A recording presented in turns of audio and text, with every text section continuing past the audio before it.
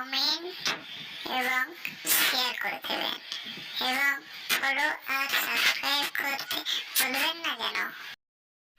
মামা তো ফাঁচেরি, আমি তোমার কথা শোনা মাত্রই তোমার বাড়িতে চলে এসেছি। এসে দেখি তুমি খুব বড় ভুঁড়ি করে বসে রয়েছো।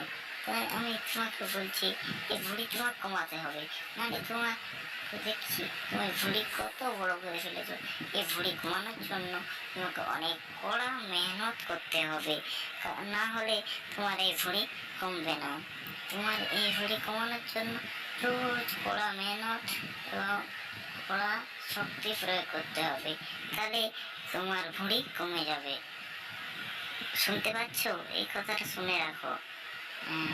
না, আমি কড়া মেহনত করবো না, আমার ভুঁড়ি নয়, এটা আমার বুক, এটা আমার শক্তিশালী বডি। দেখতে পাচ্ছ আমার বডি কত বড়? ধরে রাখতে পারছি না, আর একটু হলেই তো দম ছেড়ে যাবে এবং ভুঁড়িটা পড়ে যাবে। পড়ে গেল, এরপর কি হবে? এই তো আমি উল্টে গেলাম, আর সহ্য করতে পারলাম না, উল্টে গেলাম। দেখছো তো, আমি আগেই বলেছিলাম তোমার ভুঁড়ি কমানোর জন্য কড়া মেহনত করতে হবে। তুমি যদি আমার কথা না শোনো তাহলে এরকমই হবে।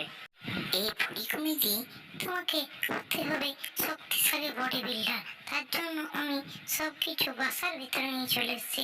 চলো এখানে বসে জিম করতে হবে তোমাকে। এই জিম করলে তোমার শক্তিশালী বডি হয়ে যাবে।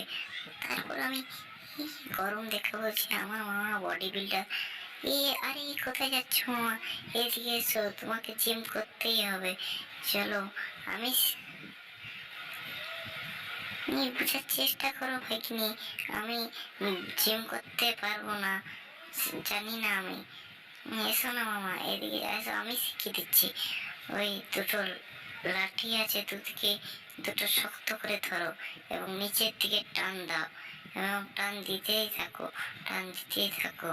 তুমি এরকম করতে করতে শক্তিশালী বডি বিল্ডার হয়ে যাবে।